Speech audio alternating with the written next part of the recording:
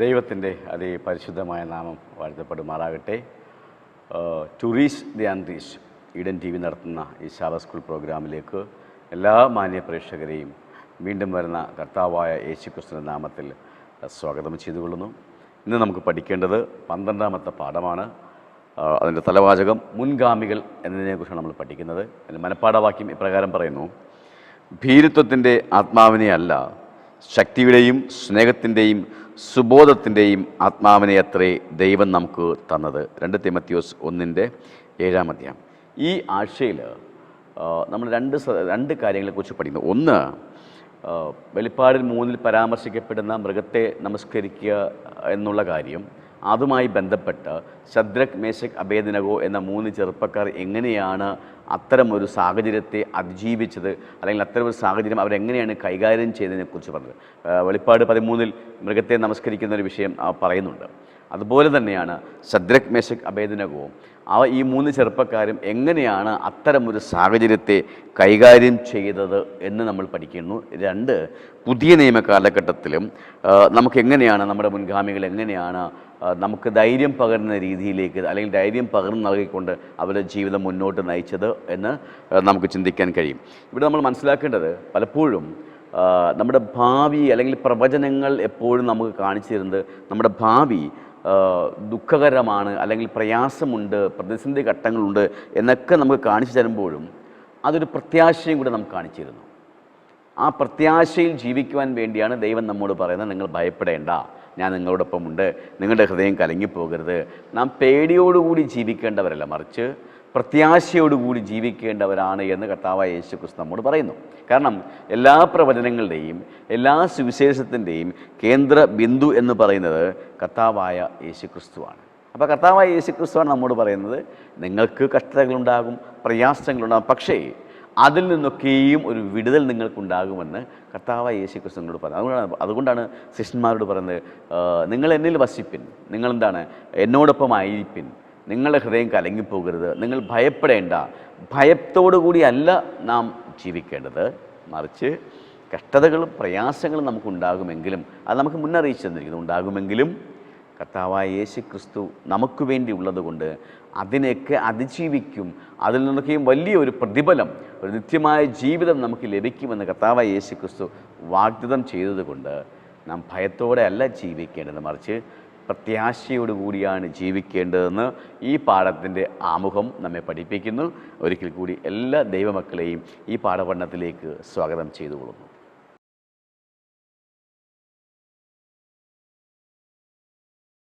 ഞായറാഴ്ച ഭാഗം പറയുന്നത് ദാനിയേൽ 2-ാം അധ്യായവും പ്രവചനത്തിലേക്കുള്ള ചരിത്രപരമായ സമീപനവും.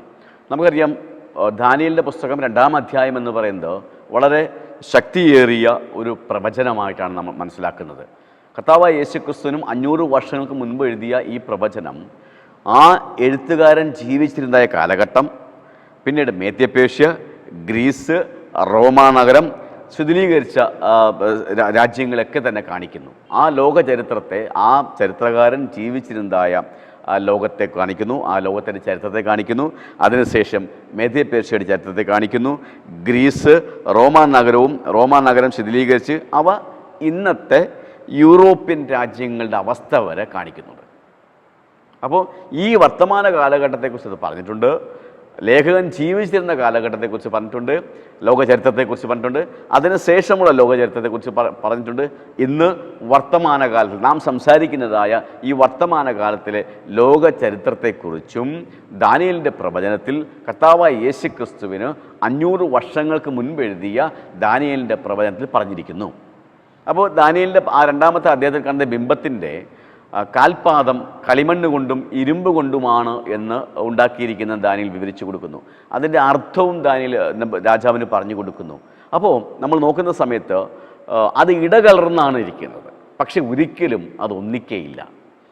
ആ ഇരുമ്പും കളിമണ്ണും തമ്മിൽ ഒന്നിച്ചാണ് ഇരിക്കുന്നതെങ്കിലും, ഇടകലർന്നാണ് ഇരിക്കുന്നതെങ്കിലും ഒരിക്കലും അവർ ഒന്നിച്ച് നിൽക്കുകയില്ല. അതിന് ഏറ്റവും വലിയ ഉദാഹരണം പറയുന്നത്, ഇവിടെ ബ്രിട്ടീഷ് മൊണാർക്കി, ബ്രിട്ടീഷ് രാജ്യത്വത്തെ ഇന്ന് നമ്മൾ വിളിക്കുന്നത് ഹൗസ് ഓഫ് വിൻസർ എന്നാണ് നമ്മൾ ഇന്ന് അറിയപ്പെടുന്നത്. ബ്രിട്ടീഷ് സാമ്രാജ്യത്തെ അറിയപ്പെടുന്നത് ഹൗസ് ഓഫ് വിൻസർ എന്നാണ്. എന്നാൽ ഇത് 1917 ശേഷമുണ്ടായ ഒരു പേരാണ്. അതിനു മുൻപ് അവർ അറിയപ്പെട്ടിരുന്നത് സാക്സെ കോബർഗ് ഗോത എന്നാണ് അറിയപ്പെട്ടിരുന്നത്. അപ്പം ബ്രിട്ടീഷ് സാമ്രാജ്യം നമ്മൾ ഇന്ന് വിളിക്കുന്നത് ഹൗസ് ഓഫ് വിൻസർ എന്നാണ്. 1917 ശേഷം ഉണ്ടായതായ ഒരു നാമകരണമാണത്, സ്വീകരിച്ച നാമമാണ്. എന്നാൽ അതിനു മുൻപ് ബ്രിട്ടീഷ് സാമ്രാജ്യത്തെ വിളിച്ചിരുന്ന പേര് എന്ന് പറയുന്നത് സാക്സെ കോബർഗ് ഗോത. എന്തുകൊണ്ട് അങ്ങനെ വിളിച്ചിരുന്നതെന്ന് ചോദിച്ചാൽ, ബ്രിട്ടീഷ് സാമ്രാജ്യവും അല്ലെങ്കിൽ അവിടുത്തെ ജനങ്ങളും, രാജാവ് മുതൽ ഏറ്റവും സാധാരണക്കാരൻ വരെയുള്ള ജനങ്ങളും ജർമ്മനിയിലെ ജനങ്ങളും തമ്മിലുള്ള ഒരു ബന്ധമുണ്ടായിരുന്നവർ. അവർ വിവാഹം കഴിക്കുകയും കൊടുക്കുകയും പരസ്പരം കുടുംബ ബന്ധങ്ങളൊക്കെ ഉണ്ടായിരുന്നു. അപ്പോൾ അവർ ഒത്തൊരുമിച്ച് ജീവിച്ചു. പക്ഷേ ഇരുമ്പും കളിമണ്ണും തമ്മിൽ ഒരുമിക്കാത്തതുപോലെ ഇവരിലും ഭിന്നതയുണ്ടായി. എങ്ങനെയാണ്? ഒന്നാം ലോക മഹായുദ്ധകാലത്ത് ജർമ്മനി ഏത് ഭാഗത്ത് നിന്നു എന്ന് ചോദിച്ചാൽ, ജർമ്മനിയും ഇറ്റലിയും ജപ്പാനും ആക്സിസിൻ്റെ ഭാഗത്ത് നിന്ന് ആക്സിസ് ശക്തികളായി നിലകൊണ്ടപ്പോൾ എന്ത് ചെയ്തു? ബ്രിട്ടൻ എന്ത് ചെയ്തു? അമേരിക്കയുടെയും റഷ്യയുടെയും കൂടെ ഫ്രാൻസിൻ്റെയും കൂടെ ആയിരുന്നു. അപ്പോൾ ജർമ്മനി മറ്റൊരു ഭാഗത്ത് നിലകൊണ്ടു. ഒന്നാം ലോക മഹായുദ്ധത്തിൽ ഇവർ ഒന്നിച്ചായിരുന്നു, ഇവർ കുടുംബ ബന്ധങ്ങളുണ്ടായിരുന്നു. ഇരുമ്പും കളിമണ്ണും ഒന്നിച്ച് നിന്നതുപോലെ ജർമ്മനിയും ബ്രിട്ടനൊക്കെ ഒന്നിച്ചായിരുന്നു എങ്കിൽ പോലും ഒന്നാം ലോക മഹായുദ്ധകാലത്ത് അവർ രണ്ട് ചേരികളായി മാറപ്പെട്ടു. നോക്കൂ, പ്രവചനം എത്ര ഭംഗിയായി 1914 ആ ഒന്നാം ലോക മഹായുദ്ധം ആരംഭിക്കുന്നത്. രണ്ട് ചേരികളായി നിൽക്കുന്നു അവർ. എത്രയോ അതിനു മുമ്പ് കർത്താവായ യേശു ക്രിസ്തുവിനും 500 വർഷങ്ങൾക്ക് മുൻപ് എഴുതിയ പ്രവചനത്തിൻ്റെ പ്രസക്തി എന്ന് പറയുമ്പോൾ 20-ാം നൂറ്റാണ്ടിലും അതുണ്ട്. ദാനിയേൽ രാജാവിനെ വെളിപ്പെടുത്തി കൊടുക്കുന്നത് പോലെ ഒരിക്കലും ഒന്നിക്കാത്തതായ, ഭിന്നിച്ച് നിൽക്കുന്നതായ രാജ്യങ്ങളായി നിലകൊണ്ടു. അത് ഏറ്റവും വലിയ തെളിവാണ്, ഉദാഹരണമാണ് ജർമ്മനിയും ബ്രിട്ടനും. അവർ പരസ്പരം ബന്ധപ്പെട്ടിരുന്നു. സാധാരണക്കാർ മുതൽ രാജാക്കന്മാർ വരെയുള്ളവർ പരസ്പരം ബന്ധപ്പെട്ടിരുന്നു. കുടുംബങ്ങളിൽ നിന്ന് വിവാഹം കഴിച്ചും ഒക്കെ ബന്ധപ്പെട്ടിരുന്നു, രക്തബന്ധങ്ങൾ ഉണ്ടായിരുന്നു. പക്ഷേ ഒന്നാം ലോക മഹായുദ്ധം വന്നപ്പോൾ ഈ രക്തബന്ധങ്ങളൊക്കെ മാറ്റിവെച്ച് അവർ എതിർചേരികളിലായി എന്ന് ചരിത്രം നമ്മെ പഠിപ്പിക്കുന്നു. നോക്കൂ, ചരിത്രവും പ്രവചനവും തമ്മിലുള്ള ഒരു ബന്ധം അതാണ്. ചരിത്രവും നമ്മൾ പിന്നീടുള്ള ഭാഗത്ത് പഠിക്കുന്നു. ചരിത്രവും പ്രവചനവും എത്രമാത്രം ബന്ധപ്പെട്ടിരിക്കുന്നു, എത്രമാത്രം സത്യസന്ധമായ കാര്യങ്ങളാണ് കർത്താവായ യേശു ക്രിസ്തുവിനും 500 വർഷങ്ങൾക്ക് മുൻപ് എഴുതിയതായ ഈ പ്രവചനത്തിൽ പറഞ്ഞിരിക്കുന്നത്. നമ്മുടെ കൺമുൻപിലൂടെ വർത്തമാന കാലത്തിലൂടെ തന്നെ നമ്മൾ കാണുന്നതാണ് ആ പ്രവചനം എത്രമാത്രം സത്യമായിരുന്നു എന്നുള്ളത്. ഇവിടെ ദാനിയേലിൻ്റെ പുസ്തകം ഈ രണ്ടാമത്തെ അധ്യായമാണ് ദാനിയേലിൻ്റെ മറ്റു പ്രവചനങ്ങൾക്ക് അടിസ്ഥാനമായി വരുന്നതൊക്കെ തന്നെ. അപ്പോൾ ഈ ലോകത്ത് സംഭവിക്കുന്ന എല്ലാ കാര്യങ്ങളും പ്രവചനങ്ങളുടെ അടിസ്ഥാനത്തിൽ ക്രമപ്പെടുത്തിയിരിക്കുകയാണ് ദൈവം. ഓരോ കാര്യങ്ങൾ പ്രവചനത്തിൽ എന്താണോ പറഞ്ഞിരിക്കുന്നത് അത് തന്നെ ആ കാലഘട്ടത്തിൽ സംഭവിക്കുന്നു. അതിനുശേഷം എന്താണോ പറഞ്ഞിരിക്കുന്നത് അത് തന്നെ സംഭവിക്കുന്നു. അത് എന്നു മുതൽ കർത്താവായ യേശു ക്രിസ്തുവിൻ്റെ വരവ് വരെയും അങ്ങനെ തന്നെ സംഭവിക്കും. ഇന്നലകളിൽ നടന്ന കാര്യം, ഇന്ന് നടക്കുന്ന കാര്യം, നാളെ നടക്കാൻ പോകുന്ന കാര്യം, കർത്താവായ യേശു ക്രിസ്തുവിൻ്റെ വരവ് വരെയും ഈ ലോകത്തിലെ ചരിത്രം എന്ന് പറയുന്നത് ദൈവത്തിൻ്റെ പ്രവചനങ്ങളിൽ എന്താണോ രേഖപ്പെടുത്തിയിരിക്കുന്നത് അത് തന്നെ നടക്കും. എന്തുകൊണ്ടാണ് ഭാവിയിൽ നടക്കാൻ പോകുന്ന ചരിത്രത്തെ, സംഭവങ്ങളെ നമുക്ക് പ്രവചനങ്ങളായി തന്നിരിക്കുന്നു എന്ന് ചോദിച്ചാൽ, ആ അന്ത്യകാലത്തിലേക്ക് നാം ഭയത്തോടെ അല്ല ഒരുങ്ങേണ്ടത്, പ്രതീക്ഷയോടുകൂടി പ്രത്യാശയോടുകൂടി ജീവിക്കുവാൻ വേണ്ടിയാണ് നടക്കുവാൻ പോകുന്ന ചരിത്രത്തെ, നടക്കാൻ പോകുന്ന സംഭവങ്ങളെ ദൈവത്തിൻ്റെ പ്രവചനങ്ങളിലൂടെ നമുക്ക് മുന്നമേ തന്നിരിക്കുന്നത്. അപ്പോൾ ദാനിയേൽ 2-ാം അധ്യായം നമ്മൾ വായിക്കുന്ന സമയത്ത് ചരിത്രവുമായി എത്രമാത്രം ബന്ധപ്പെട്ടിരിക്കുന്നു എന്ന് നമ്മൾ മനസ്സിലാക്കാൻ കഴിയും. അപ്പോൾ നമുക്കെന്തിനാണ് തന്നേക്കുന്നത്? ദൈവത്തിൻ്റെ മക്കൾക്ക് എന്തിനാണ് തന്നേക്കുന്നത്? നാം എന്ത് ചെയ്യണം? കഷ്ടതയുടെ നടുവിലായിരിക്കുമ്പോൾ, നമുക്ക് പ്രയാസങ്ങൾ നടുവിലായിരിക്കുമ്പോൾ ദൈവത്തിൻ്റെ പ്രവചനത്തെ നാം ഓർക്കുകയും ആ പ്രവചനത്തിലൂടെ നമുക്ക് നൽകിയിട്ടുള്ള ആ വലിയ രക്ഷാപദ്ധതിയിൽ പ്രത്യാശയുള്ളവരായി ജീവിക്കുന്നതിന് വേണ്ടിയാണ് നമുക്ക് ഈ പ്രവചനങ്ങൾ നമുക്ക്, അല്ലെങ്കിൽ നടക്കാൻ പോകുന്ന കാര്യങ്ങളെക്കുറിച്ച് ദൈവത്തിൻ്റെ ദാസന്മാരിലൂടെ പ്രവചനങ്ങളായി നമുക്ക് നൽകിയിട്ടുള്ളത് എന്ന വസ്തുത നാം എപ്പോഴും ഓർത്തുകൊണ്ടിരിക്കണം.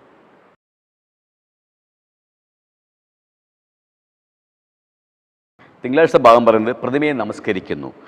നമുക്കറിയാം ദാനിയേൽ 2-ാം അധ്യായത്തിൽ നാം കാണുന്നത് നബൂഖദ്നേസർ കണ്ടതായ സ്വപ്നത്തെ ദാനിയേൽ വിവരിച്ചു കൊടുക്കുന്നു.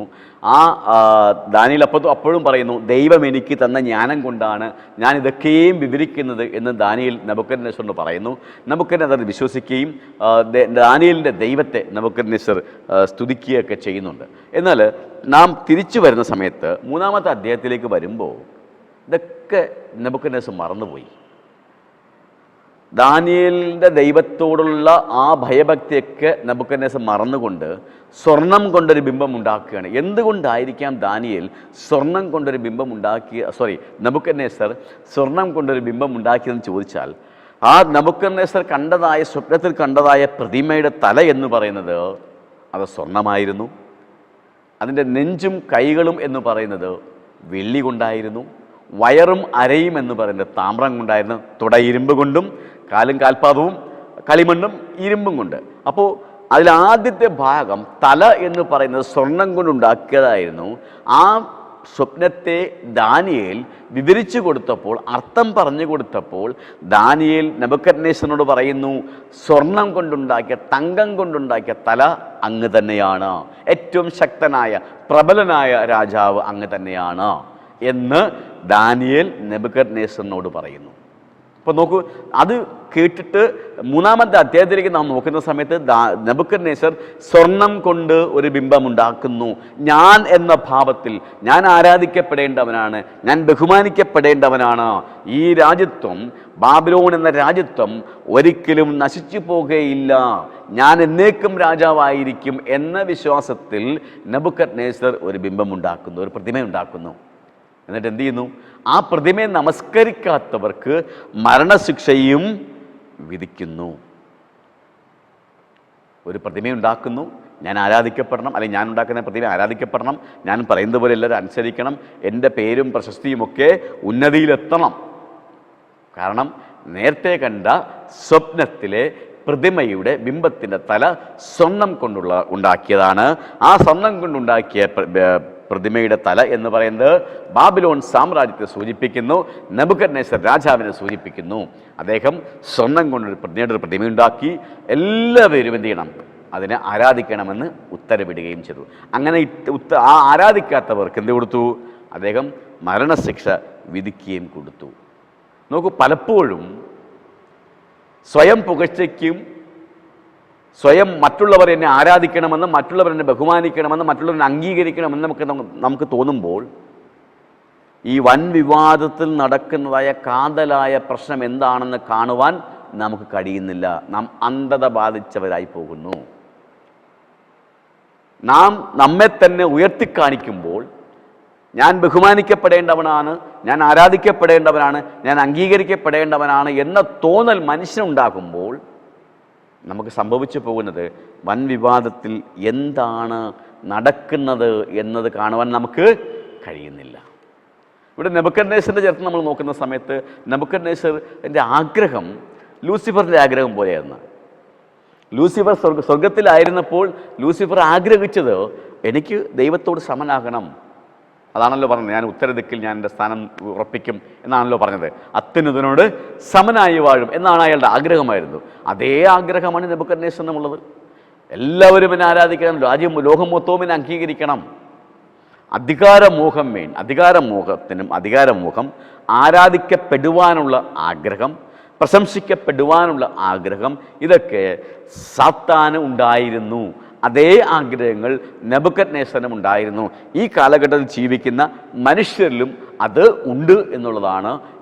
ചില മനുഷ്യരില്ലെങ്കിലും അത് ഉണ്ട് എന്നുള്ളതാണ് വസ്തുത. അപ്പം സാത്താൻ്റെ ആഗ്രഹം, ലൂസിഫറിൻ്റെ ആഗ്രഹം സ്വർഗത്തിലായിരുന്നപ്പോൾ അയാൾ ഏറ്റവും വലിയ പരാതി, തുല്യത എനിക്ക് കിട്ടുന്നില്ല, തുല്യസ്ഥാനം കിട്ടുന്നില്ല, ദൈവത്തോടൊത്ത് തുല്യസ്ഥാനം എനിക്ക് കിട്ടുന്നില്ല, എന്നെ പരിഗണിക്കുന്നില്ല, പല കാര്യങ്ങളിലും എന്നെ അവഗണിക്കുന്നു. ഞാൻ എന്നാൽ പരിഗണിക്കപ്പെടേണ്ടവനാണ്, ഞാൻ അവഗണിക്കപ്പെടേണ്ടവനല്ല, ഞാൻ ദൈവത്തോട് സമനായിരിക്കേണ്ട വ്യക്തിയാണെന്ന് അദ്ദേഹം തന്നെ സ്വയം ചിന്തിക്കുന്നു. അദ്ദേഹം തന്നെ സ്വയം എന്ത് ചെയ്യുന്നു? അത്തരത്തിൽ രീതിയിൽ അവരോധിക്കപ്പെടുന്നു. നബൂഖദ്നേസറും അങ്ങനെ തന്നെയാണ് ചെയ്തത്. നബൂഖദ്നേസർ തീരുമാനിച്ചു, ഞാൻ സ്വർണം കൊണ്ടുള്ള തല എൻ്റെ രാജ്യത്തെയാണ് സൂചിപ്പിക്കുന്നത്, എന്നെയാണ് സൂചിപ്പിക്കുന്നത്. അതുകൊണ്ട് സ്വർണം കൊണ്ടൊരു ബിംബം ഉണ്ടാക്കുന്നു, എല്ലാവരും നമസ്കരിക്കണം. സമാനതകൾ ലൂസിഫറിനും നെബൂഖദ്നേസറിൻ്റെയും സമാനതകൾ നമ്മളിവിടെ കാണുന്നത്. എന്നാൽ ഒരു ചെറിയ വൈരുദ്ധ്യമുള്ളത്, പിന്നീട് നെബൂഖദ്നേസർ ദൈവത്തിൻ്റെ, യഹോവയായ ദൈവത്തിൻ്റെ ശക്തിയെ നേരിട്ട് കണ്ടു ബോധ്യപ്പെട്ടപ്പോൾ അദ്ദേഹം പറഞ്ഞത്, ദാനിയേലിൻ്റെ ദൈവം എത്രയോ ഉന്നതൻ, ആ ദൈവത്തെ ആരാധിക്കണം എന്ന് നെബൂഖദ്നേസർ കൽപ്പന പുറപ്പെടുവിക്കുന്നതായി നാം കാണുന്നു. സമാനതകൾ ലൂസിഫറുമായി ഉണ്ട് എങ്കിലും ദാനിയേലിൻ്റെ അവസാന ഭാഗം നമ്മൾ വായിക്കുന്ന സമയത്ത് നെബൂഖദ്നേസർ ദൈവത്തെ അംഗീകരിച്ചു എന്നുള്ളതാണ് നാം മനസ്സിലാക്കുന്നത്. നെബൂഖദ്നേസർ ഉണ്ടാക്കിയതായ പ്രതിമയെ നമസ്കരിക്കുന്ന വിഷയവുമായി ബന്ധപ്പെട്ട് എങ്ങനെയാണ് ഈ 3 ചെറുപ്പക്കാർ പ്രതികരിച്ചത് നമ്മൾ നോക്കുമ്പോൾ, ഈ 3 ചെറുപ്പക്കാർക്ക് വേണമെങ്കിൽ എളുപ്പത്തിൽ രക്ഷപ്പെടാമായിരുന്നു ആ ശിക്ഷയിൽ നിന്ന്. എന്താണ് ശിക്ഷ? ജീവനോടെ തീയിലിട്ട് ചുട്ടു കൊന്നുകളയും എന്നുള്ളതാണ് ശിക്ഷ. പ്രതിമയെ നമസ്കരിക്കാത്തവർക്കുള്ള ശിക്ഷ മരണശിക്ഷയായിരുന്നു. ആ മരണശിക്ഷയിൽ നിന്ന് ഈ 3 ചെറുപ്പക്കാർക്ക് വളരെ എളുപ്പത്തിൽ അവർക്ക് രക്ഷപ്പെടാൻ കഴിയുമെന്ന്. കാരണം ഒരു നിസ്സാരമായ, നമ്മുടെ കാഴ്ചപ്പാടിൽ അല്ലെങ്കിൽ ലോകത്തിൻ്റെ കാഴ്ചപ്പാടിൽ നിസ്സാരമായ ഒരു കാര്യമായിരുന്നു ആ പ്രതിമയെ നമസ്കരിക്കുക എന്നുള്ളത്. അപ്പോൾ ആ നിസ്സാരമായ കാര്യം നിഷേധിക്കുക അല്ലെങ്കിൽ ചെയ്യാതിരുന്നിട്ട് ഒരു മരണശിക്ഷ ഏറ്റുവാങ്ങുവാൻ വേണ്ടി അവർ അത്ര മതഭ്രാന്തന്മാരൊന്നും ആയിരുന്നില്ല. ബൈബിൾ അങ്ങനെ പറഞ്ഞ് നമുക്ക് വിശുദ്ധ വേദപുസ്തകം അങ്ങനെ പറഞ്ഞിട്ടുമില്ല. അല്ലെ, നിസ്സാരമായൊരു കാര്യമാണ് ഒരു പ്രതിമയെ നമസ്കരിക്കുക എന്നുള്ളത്. മനുഷ്യരുടെ കാഴ്ചപ്പാടിൽ നിസ്സാരമായൊരു കാര്യമാണ്. അല്ലായിരുന്നെങ്കിൽ അവർക്ക് എന്ത് ചെയ്യാമായിരുന്നു?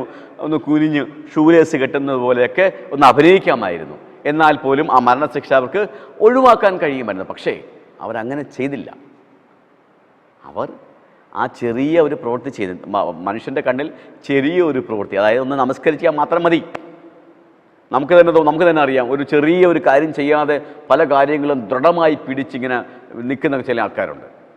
അപ്പോൾ നമ്മൾ മതത്തിൻ്റെ കാര്യത്തിന് അവരെ മതഭ്രാന്തന്മാരെന്ന് പറയും. അവരെന്ത് പറഞ്ഞാലും അതിൽ നിന്ന് വിട്ടുമാറാത്ത കുറേ ആൾക്കാർ.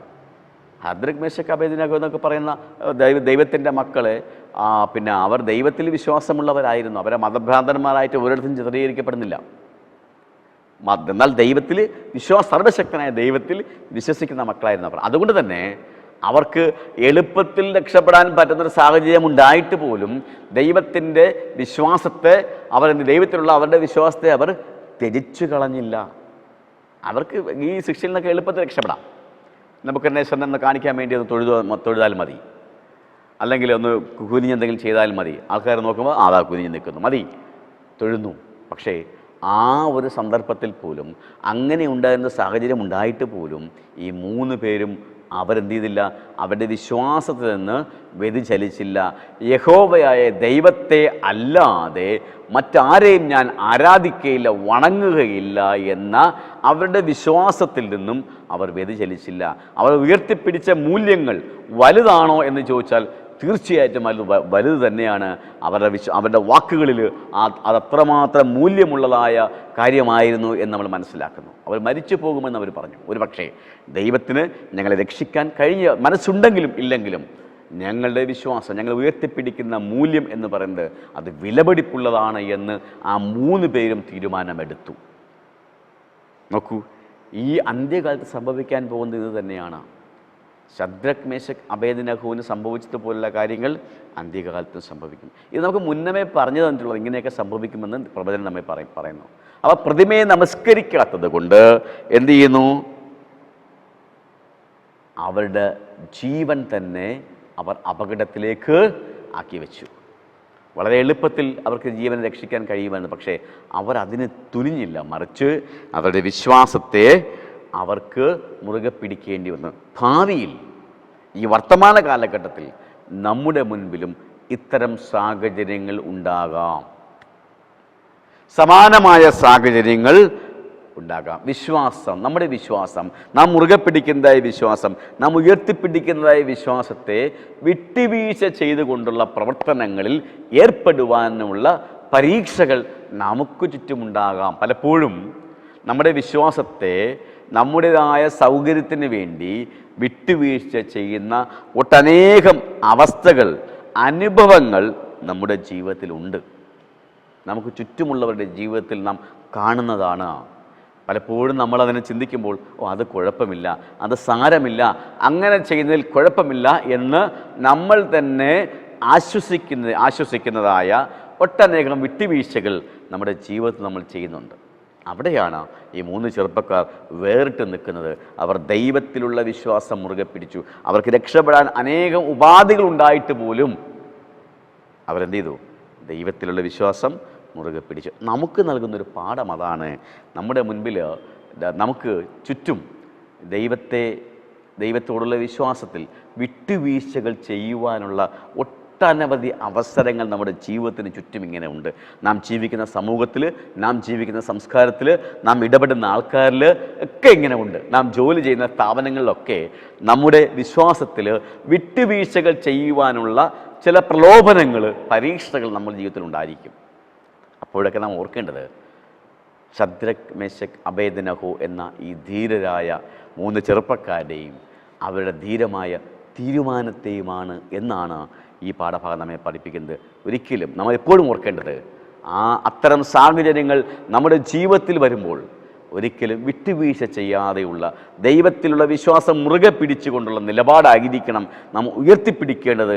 അതുകൊണ്ടാണ് പിന്നീട് ദാനിയേലിൻ്റെ അനുഭവത്തിലൂടെ, ദാനിയേലിൻ്റെ വിശ്വാസം കണ്ടിട്ട് ആ ദൈവത്തെ നിന്ദിച്ചതായ നെബൂഖദ്നേസർ ആ ദൈവത്തിൻ്റെ പാദപീഠത്തിലേക്ക് തിരികെ വന്നത് എന്നുള്ള കാര്യം ഈ പാഠഭാഗം നമ്മെ ഓർമ്മിപ്പിക്കുന്നു.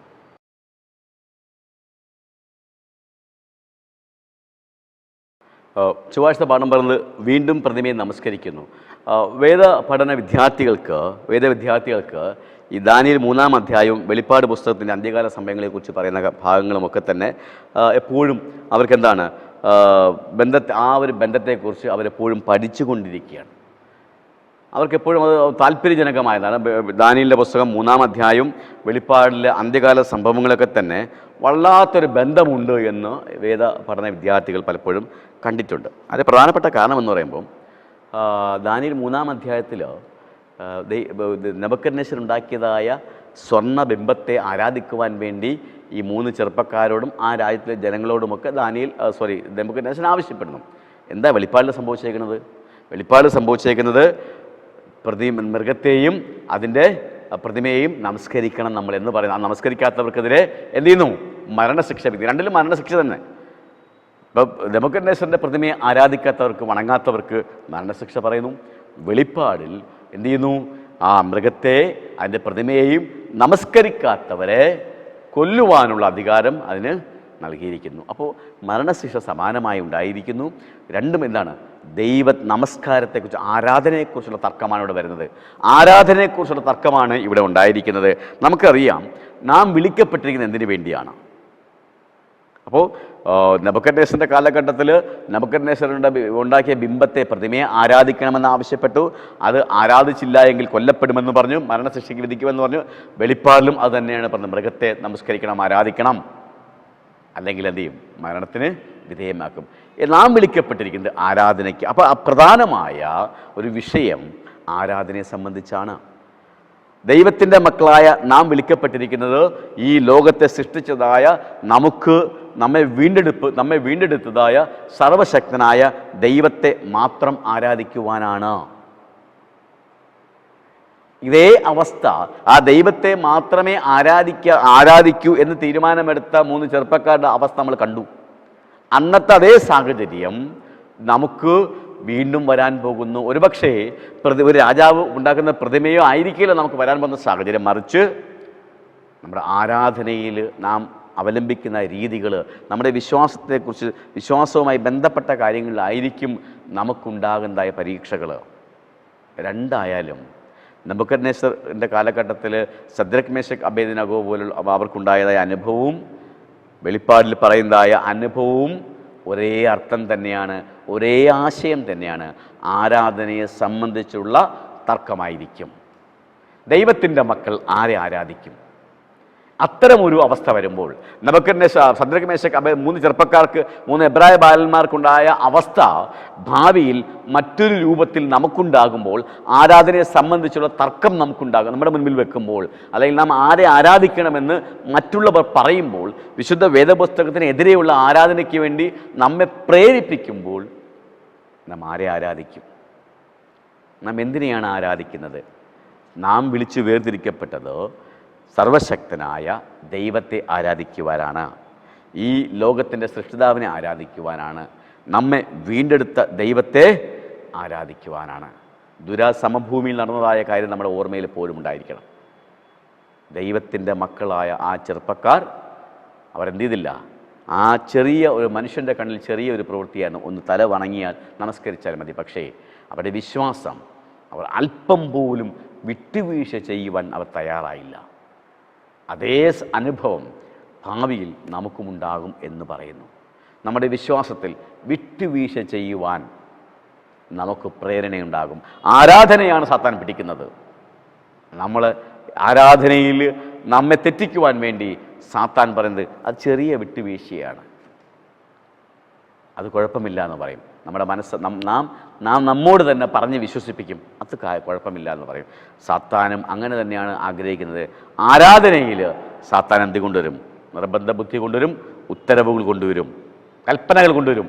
ഇങ്ങനെ ചെയ്യാവൂ, ഇന്നയാളെ ആരാധിക്കാവൂ, അല്ലാതെ മറിച്ച് ആരാധിക്കുന്നവരെ കൊന്നുകളയുമെന്ന കൽപ്പനകൾ നെബൂഖദ്നേസർ കൊണ്ടുവന്നതുപോലെ അന്ത്യകാലത്ത് വെളിപ്പാട് പുസ്തകത്തിൽ പറഞ്ഞിരിക്കുന്നത് പോലെ നമുക്കെതിരെയും വരും. നാം ആരെ ആരാധിക്കും? നാം എന്ത് തീരുമാനമെടുക്കും? ആ 3 എബ്രായ ചെറുപ്പക്കാരെടുത്തതുപോലുള്ള തീരുമാനം നമുക്കെടുക്കാൻ കഴിയുമോ? നമ്മുടെ ആരാധനകളെന്ന് പറയുന്നത് ഒരു വെറും കാണിക്കർപ്പിക്കലോ അല്ലെങ്കിൽ പാട്ടുപാടലോ മാത്രമാണ്, അതൊന്നുമല്ല. മറിച്ച് നാം ആത്യന്തികമായി എന്തിനെയാണോ വിശ്വസിക്കുന്നത് അതിനെയാണ് ആരാധിക്കേണ്ടത്. ഇതാണ് സത്യമെന്ന് നാം മനസ്സിലാക്കുന്നുവെങ്കിൽ, നമ്മുടെ സൃഷ്ടാവായ ദൈവം നമുക്ക് ചെയ്തതായ കാര്യങ്ങളെ നാം ഓർക്കുന്നു എങ്കിൽ നമ്മുടെ ആരാധന ആ സൃഷ്ടിതാവിന് മാത്രമുള്ളതായിരിക്കണം. അല്ലാതെ നമ്മുടെ ആരാധന ഒരിക്കലും ഒരു വിട്ടുവീഴ്ച ചെയ്യുവാനുള്ളതല്ല. നമ്മുടെ ആരാധന, നമ്മുടെ വിശ്വാസം ഒരു വിട്ടുവീഴ്ച ചെയ്യുവാൻ ഉള്ളതല്ല. അതുകൊണ്ടാണ് കർത്താവ് യേശുക്രിസ്തു മത്തായിയുടെ സുവിശേഷത്തിൽ പറയുന്നത്, എനിക്ക് അനുകൂലമല്ലാത്തവൻ എനിക്ക് പ്രതികൂലമാകുന്നു, എന്നോടുകൂടെ ചേർക്കാത്തവൻ ചിതറിക്കുന്നു. എനിക്ക് അനുകൂലമല്ലാത്തവൻ എനിക്ക് പ്രതികൂലമാകുന്നു.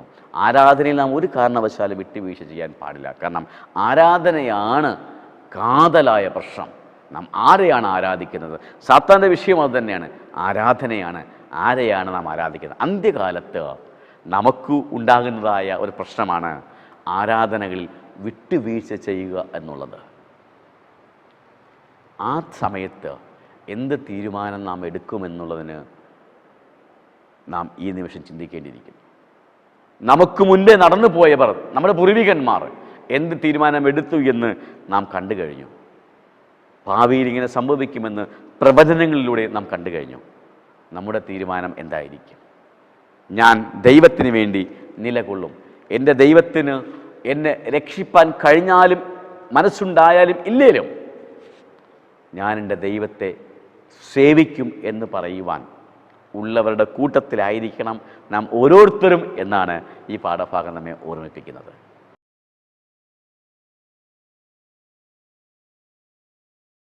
ആദിമസഭയിലെ പീഡനം നാം നോക്കുന്ന സമയത്ത് പഴയ നിയമകാലത്ത് മാത്രമല്ല പീഡനങ്ങൾ ഉണ്ടായിട്ടുള്ളത്. നമുക്ക് നമ്മുടെ മുൻഗാമികളെ പീഡിപ്പിക്കുന്നത് കാണുന്നത് പഴയ നിയമസഭക്കാലത്ത് മാത്രമല്ല, പുതിയ നിയമ കാലഘട്ടത്തിൽ നാം കാണുന്ന വിഷയമാണ്. നമുക്കൊരു ആദിമ നൂറ്റാണ്ടിലെ ക്രിസ്ത്യാനികളെ അവരുടെ സഹവിശ്വാസികൾ തന്നെ പീഡിപ്പിച്ചിരുന്നു. അവരെന്ത് ചെയ്യുന്നു?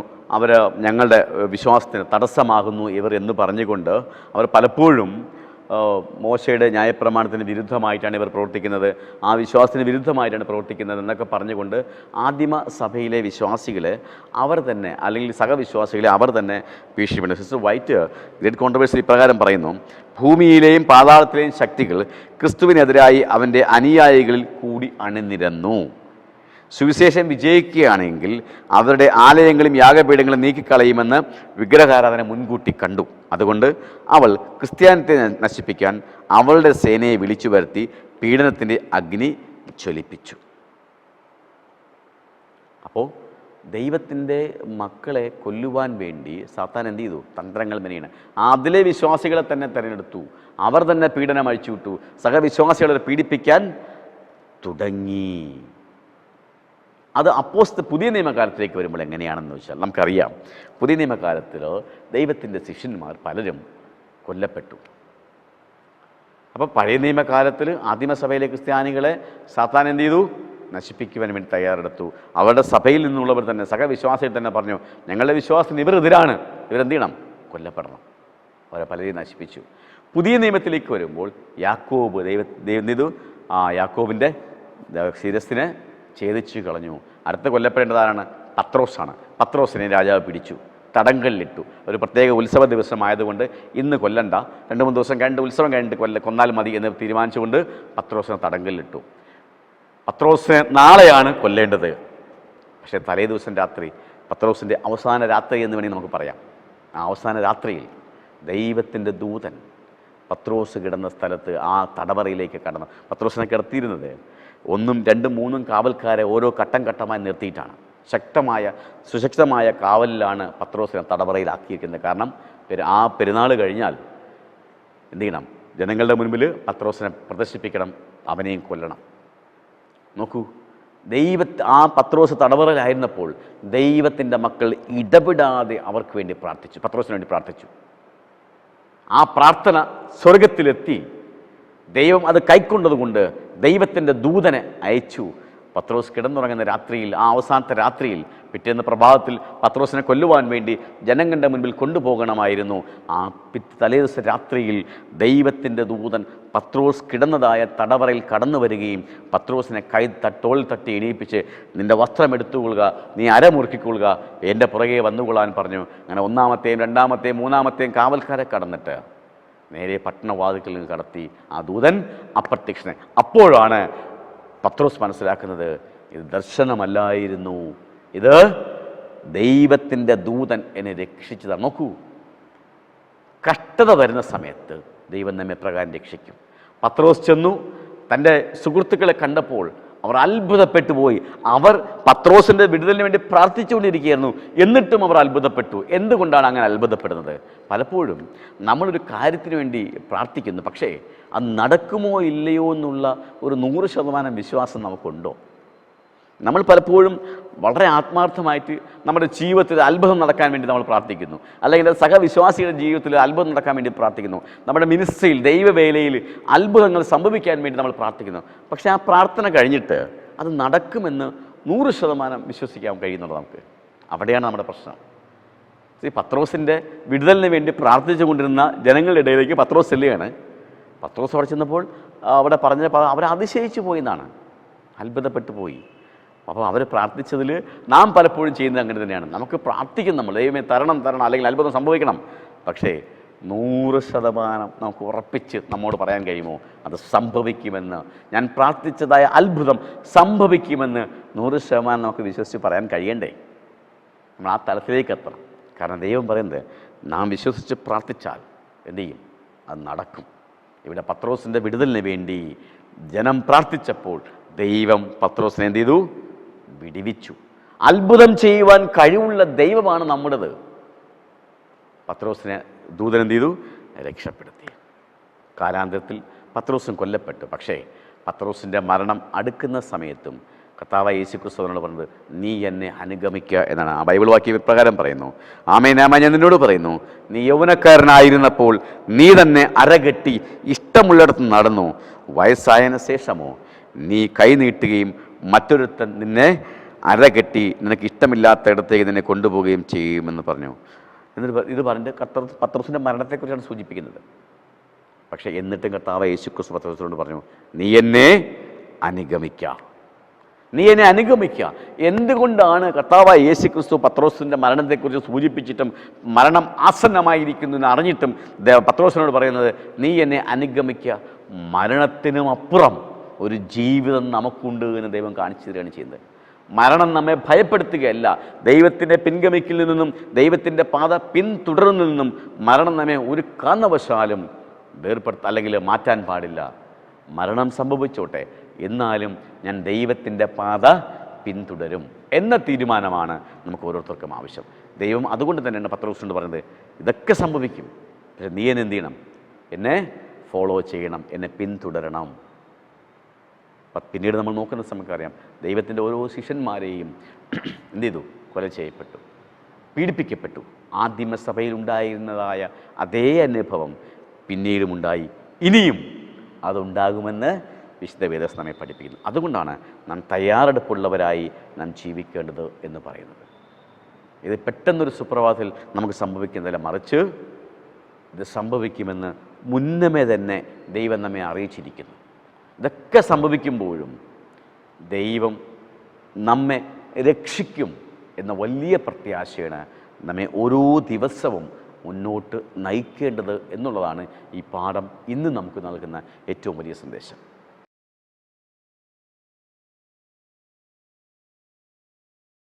മൃഗത്തിൻ്റെ അടയാളം ഇതാണ് വേഴ്സ ഭാഗം പറയുന്നത്. ഇവിടെ പറയുന്നത് വർഷങ്ങളൊക്കെ കടന്നു പോകുമ്പോഴും നാം ഇപ്പോഴും പഠിപ്പിക്കുന്ന എന്താണ്, ഇത്തരം കാര്യങ്ങൾ സംഭവിക്കും. മൃഗത്തെയും പിന്നെ മൃഗത്തിൻ്റെ അടയാളത്തെക്കുറിച്ചൊക്കെ ലോകത്ത് വരുമെന്നും, അല്ലെങ്കിൽ മനുഷ്യന് മൃഗത്തെ ആരാധിക്കാത്തവർക്ക്, മൃഗത്തിൻ്റെ പ്രതിമയെ ആരാധിക്കാത്തവർക്ക്, മൃഗത്തിൻ്റെ അടയാളം നെറ്റിമേലോ കൈമേലോ ഏൽക്കാത്തവർക്ക് വിൽക്കുവാനോ വാങ്ങുവാനോ സാധിക്കില്ല, അവർ മരണത്തിന് വിധേയമാക്കപ്പെടും എന്നൊക്കെ നമ്മൾ പഠിപ്പിക്കുന്നെങ്കിലും പലപ്പോഴും അതൊരു പരിഹാസത്തിനിടയായിട്ടുണ്ട്. എന്തുകൊണ്ട് ഇതൊക്കെ സംഭവിക്കുന്നില്ല, ഇതൊക്കെ സംഭവിക്കുമോ, ഇങ്ങനെയൊന്നും ഇതുവരെയ്ക്ക് സംഭവിച്ചിട്ടില്ലല്ലോ എന്ന് പരിഹസിക്കുന്നവരുണ്ട്.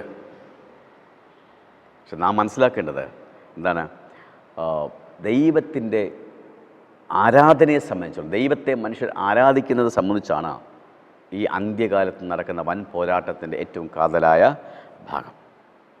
പലപ്പോഴും ആൾക്കാർ പറയും എന്താണ്, ഇതൊന്നും പിന്നെ ഈ ഞായറാഴ്ച ആരാധന നമ്മൾ പഠിപ്പിക്കുന്നത്, ഞായറാഴ്ച ആരാധന തെറ്റാണ്, മൃഗം പിന്നെ കൈമേലോ നെറ്റിമേലോ മുദ്ര ഏൽക്കരുത് എന്നൊക്കെ പഠിപ്പിക്കും. പക്ഷേ ഇതൊന്നും ഇതുവരെയ്ക്ക് അടിച്ചേൽപ്പിക്കപ്പെട്ടിട്ടില്ലല്ലോ എന്ന് നമ്മൾ ചിന്തിക്കുന്നു, ഇതൊന്നും വന്നിട്ടില്ലല്ലോ എന്ന് ചിന്തിക്കുന്നു. അപ്പോൾ അതുകൊണ്ട് പലപ്പോഴും പല ആൾക്കാരും പറഞ്ഞ് ഇതൊക്കെ വെറുതെ കള്ളത്തരമാണ്, അല്ലെങ്കിൽ നമ്മുടെ ഭാവനയിലുള്ളതാണ് എന്ന് പലരും പറയുന്നുണ്ട്.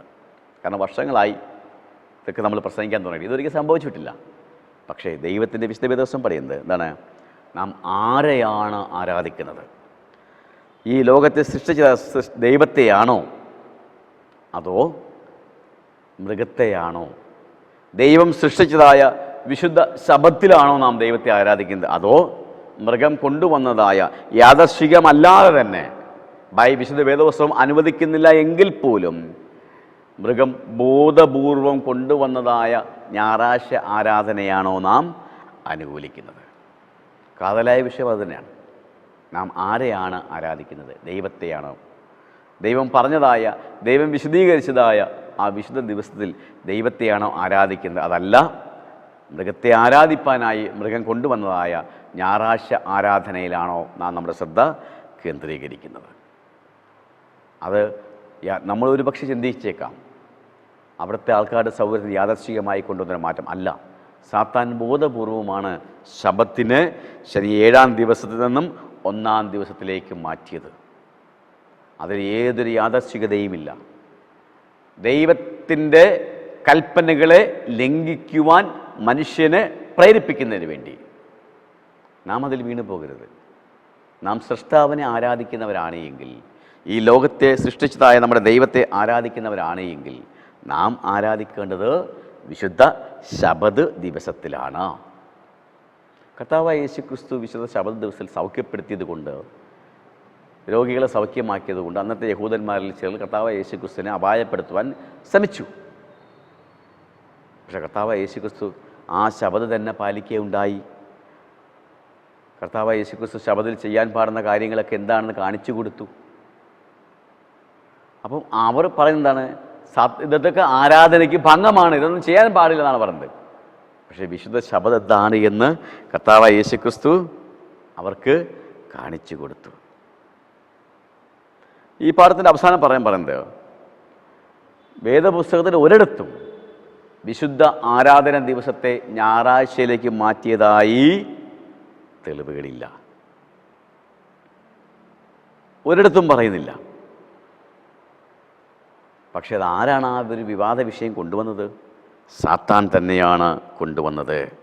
അന്ത്യകാല ഇവിടെ പറഞ്ഞത്, വേദപുസ്തകത്തിലെ ഒരു കാര്യവും ശബത്തിൽ സൗഖ്യമാക്കുന്നത് വിലക്കിയിട്ടില്ല. മാത്രവുമല്ല, അതുപോലെ വേദപുസ്തകത്തിലെ ഒന്നും ശബത്തിൻ്റെ സ്ഥാനത്ത് ഞായറാഴ്ചയെ സ്ഥാപിച്ചിട്ടുമില്ല. വേദപുസ്തകം ശബത്തിൽ ഒരാളെ സൗഖ്യമാക്കിക്കൂടാ എന്ന് പറഞ്ഞിട്ടില്ല. അതോടൊപ്പം തന്നെ ശബത്ത് 7-ാം ദിവസത്തിൽ നിന്നും 1-ാം ദിവസത്തിലേക്ക് മാറ്റിയതായും പറഞ്ഞിട്ടില്ല. പിന്നെ ഇതാരാ കൊണ്ടുവന്നത്? സാത്താൻ. എന്താ കാര്യം? ദൈവത്തെ ആരാധിക്കുന്നതിൽ നിന്നും മനുഷ്യനെ വിലക്കണം. ആരാധന എനിക്ക് മാത്രമായി നിജപ്പെടുത്തണം എന്ന് സാത്താൻ ആഗ്രഹിച്ചു. ഇത് നമ്മോട് ദൈവം പറഞ്ഞിരിക്കുന്നത് എന്തിനാണെന്നറിയാമോ? മറ്റുള്ളവരോട് പറഞ്ഞു കൊടുക്കണം. നാം ഇത് കേട്ടിട്ട് മറ്റുള്ളവരോട് പറഞ്ഞു കൊടുക്കണം. സെവൻത് ഡേ അഡ്വൻറ്റിസ്റ്റ് സഭയും ഈ മനുഷ്യരുണ്ടാക്കിയ നിയമവും തമ്മിലാണ് ഒരു കോൺട്രവേഴ്സി. സെവൻത് ഡേ അഡ്വൻറ്റിസ്റ്റ് സത്യസഭ, ദൈവത്തിൻ്റെ സത്യസഭയും സാത്താൻ ഉണ്ടാക്കിയതായ നിയമവും തമ്മിലാണ് ഇവിടെ നടക്കുന്ന വാദം. അപ്പോൾ ദൈവത്തിൻ്റെ സത്യസഭ എന്ത് പറയണം? ഇത് ദൈവത്തിനെതിരെയുള്ള വെല്ലുവിളിയാണ്, സാത്താൻ കൊണ്ടുവന്നതായ ഒരു നിയമമാണ്. ദൈവത്തിൻ്റെ നിയമപുസ്തകത്തിൽ അങ്ങനെ ഒരു നിയമമില്ല. ഒന്നാം ദിവസം എന്ന ആരാധന എന്ന നിയമം ഇല്ല. അത് വിളിച്ചു പറയേണ്ടവരാണ് നാം ഓരോരുത്തരും. ആ മൃഗത്തിൻ്റെ മുദ്ര എന്താണ് എന്ന് ലോകത്തോട് വിളിച്ചു പറയേണ്ടതാണ്. ആരാധനയാണ് പ്രധാനപ്പെട്ട തർക്ക വിഷയം.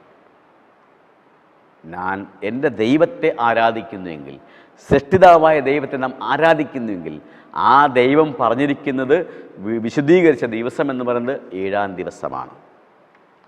1-ാം ദിവസമാണ് നാം ആരാധിക്കുന്നതെങ്കിൽ നാം ആരാധിക്കുന്നത് സൃഷ്ടിതാവിനെ അല്ല, മറിച്ച്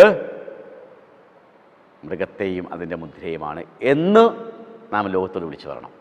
പലപ്പോഴും പലരും പറയുന്നത് ഞങ്ങൾ 1-ാം ദിവസമാണ് ആരാധിക്കുന്നത്, ആരാധന ദിവസം മാത്രമേ മാറിയിട്ടുള്ളൂ, പക്ഷേ ഞങ്ങൾ ആരാധിക്കുന്നതും കർത്താവായ യേശുക്രിസ്തുവിനെയാണ്, ഞങ്ങൾ ആരാധിക്കുന്നതും യഹോവയെ ദൈവത്തെയാണ് അല്ല എന്ന് നമ്മൾ പറയണം. അതിനുള്ള ധൈര്യം നമുക്കുണ്ടാകണം. 3 എബ്രായ ചെറുപ്പക്കാർ പറഞ്ഞതുപോലെ ഞങ്ങളുടെ ദൈവത്തിന് ഞങ്ങളെ രക്ഷിപ്പാൻ മനസ്സുണ്ടായാലും ഇല്ലേലും, അല്ലയോ നെബൂഖദ്നേസർ രാജാവേ, നീ ഉണ്ടാക്കിയതായ ഈ പ്രതിമയെ ഞങ്ങൾ നമസ്കരിക്കില്ല എന്ന് പറയുവാനുള്ള ധൈര്യം നമുക്ക് വേണ്ടേ? അത് വേണം. കാരണം ദൈവം പറയുന്നത് എന്താണ്? നാം ദൈവത്തെയാണ് ആരാധിക്കുന്നതെങ്കിൽ, സൃഷ്ടിതാവിനെയാണ് ആരാധിക്കുന്നതെങ്കിൽ, നമ്മുടെ വീണ്ടെടുപ്പുകാരനായ കർത്താവായ യേശുക്രിസ്തുവിനെ ആരാധിക്കുന്നതെങ്കിൽ ആരാധനാ ദിവസം എന്ന് പറയുന്നത് ഞായറാഴ്ചയല്ല, 1-ാം ദിവസമല്ല, അത് 7-ാം ദിവസം, ദൈവം വിശദീകരിച്ചതായ 7-ാം ദിവസമാണ്. ഇത് ലോകത്തോട് വിളിച്ചു പറയുവാനാണ് ദൈവം നമ്മെ ഈ ഭൂമിയിൽ വിളിച്ചു വേർതിരിച്ചിരിക്കുന്നത് എന്ന സത്യം എപ്പോഴും നമ്മുടെ ഓർമ്മയിലുണ്ടായിരിക്കട്ടെ എന്ന് പ്രാർത്ഥിച്ചുകൊണ്ട് ഇതുവരെ എന്നെ ശ്രമിച്ചതിന് കർത്താവായ യേശുക്രിസ്തുവിന് നാം നന്ദി പറഞ്ഞുകൊണ്ട് ഇതിൻ്റെ മാനവും മഹത്വവും ദൈവത്തിന് സമർപ്പിച്ചുകൊണ്ട് ഈ പാഠഭാഗം ഇവിടെ അവസാനിപ്പിക്കുന്നു. ദൈവം നമ്മെ ധാരാളമായി അനുഗ്രഹിക്കുമാറാകട്ടെ. ആമേൻ. നമുക്ക് പ്രാർത്ഥിക്കാം. ഞങ്ങളെ അളവ് കൂടാതെ സ്നേഹിക്കുകയും പരിപാലിക്കുകയും ചെയ്യുന്ന സ്വകീയ പിതാവ് നല്ല ദൈവമേ, അനുഗ്രഹിക്കപ്പെട്ട ഈ സമയത്തായി ഞങ്ങൾ അങ്ങയെ സ്തുതിക്കുന്നു. കർത്താവേ, ദൈവമേ, അങ്ങയെക്കുറിച്ചുള്ള പ്രവചനങ്ങളെക്കുറിച്ച് ഞങ്ങൾക്ക് പഠിക്കുവാൻ തന്ന വലിയ കൃപയോർത്ത് സ്തോത്രം ചെയ്യുന്നു. അന്ത്യകാലത്ത് നടക്കുന്ന സംഭവങ്ങളെ മുന്നമേ ഞങ്ങളെ അറിയിച്ച അങ്ങയുടെ വലിയ കരുണയോർത്ത് ഞങ്ങൾ സ്തുതിക്കുന്നു. കർത്താവേ, ഞങ്ങളുടെ ജീവിതങ്ങളെ അതിനുവേണ്ടി ക്രമപ്പെടുത്തുവാൻ ആ 3 എബ്രായ ബാലന്മാർ ദൈവത്തിന് വേണ്ടി നിലകൊണ്ടതുപോലെ കർത്താവേ, ഞങ്ങളും ധൈര്യത്തോടു കൂടി ദൈവത്തിന് വേണ്ടി സാക്ഷ്യങ്ങളായി മാറുവാൻ സഹായിക്കണമേ. അതിനായി ഞങ്ങളെ ഒരുക്കുമാറാകണമേ. പരിശുദ്ധാത്മാവിനെ ഞങ്ങളുടെ സഹായത്തിനായി അയക്കണമെന്ന് അപേക്ഷിക്കുന്നു. ഇത് കേട്ടുകൊണ്ടിരുന്ന ഇതിൻ്റെ ശ്രോതാക്കളെ ഓരോരുത്തരെയും ദൈവമേ അങ്ങനെ സ്ഥലം സമർപ്പിക്കുന്നു. ഇത് കണ്ടുകൊണ്ടിരിക്കുന്ന ഓരോരുത്തരെയും അങ്ങനെ സ്ഥലം സമർപ്പിക്കുന്നു. അപ്പ ദൈവമേ, ഇതിൻ്റെ ശ്രോതാക്കളെയും പ്രേക്ഷകരെയും ഒക്കെയും അവരുടെ കുടുംബങ്ങളെയും അവിടുന്ന് അനുഗ്രഹിച്ച് കർത്താവെ അവരുടെ ജീവിതത്തിൽ നന്മ കണ്ടെത്തുവാൻ സഹായിക്കണമെന്ന് അപേക്ഷിക്കുന്നു. അവർക്ക് നാൾക്ക് നാൾ കർത്താവെ അനുഗ്രഹങ്ങൾ പ്രാപിച്ച് ജീവിതത്തിൽ അഭിവൃദ്ധി ഉണ്ടാകാൻ സഹായിക്കണമെന്ന് പ്രാർത്ഥിക്കുന്നു. ഞങ്ങളിലൂടെ മാത്രമല്ല, ഇത് കേൾക്കുന്നവരിലും കാണുന്നവരിലൂടെയും അങ്ങയുടെ ഈ വലിയ സത്യം മറ്റുള്ളവർ അറിയുവാൻ സഹായിക്കണമെന്ന് അപേക്ഷിക്കുന്നു. ഇതിൻ്റെ പിന്നിൽ പ്രവർത്തിക്കുന്ന കർത്താവ് ഈഡൻ TV ടീമിനെയും അവരെ സഹായിക്കുന്നതായ ദൈവത്തിൻ്റെ മക്കളെയും ഓർത്ത് പ്രാർത്ഥിക്കുന്നു. അവരുടെ കുടുംബങ്ങളെയും തലമുറകളെയും അന്ന് അനുഗ്രഹിക്കണമെന്ന് പ്രാർത്ഥിക്കുന്നു. അങ്ങയുടെ നാമം ഉയർത്തിപ്പിടിക്കുവാൻ കൊടുത്ത വലിയ കൃപകൾക്കും കഴിവിനുമായി സ്തോത്രം ചെയ്യുന്നു. അടിയനെയും താഴ്ത്തി സമർപ്പിക്കുന്നു. അപ്പോൾ ഇതിൻ്റെ ഭാഗമാകുവാൻ അടിയനെയും വിളിച്ച് വേർതിരിച്ച കൃപയെ ഓർത്ത് സ്തോത്രം. അഹങ്കരിച്ചു പോകാനും നെഗളിച്ചു പോകാൻ ഇടവരുതേ. ഇതിൻ്റെ മാനവും മഹത്വവും ദൈവമേ അവിടത്തേക്ക് സമർപ്പിക്കുന്നു. സ്വീകരിക്കണമെന്ന് അപേക്ഷിക്കുന്നു. പ്രാർത്ഥന കേട്ടതിനായി സ്തോത്രം. സകലവും യേശുവിൻ നാമത്തിൽ ചോദിക്കുമ്പോൾ തന്നെ ആമേൻ.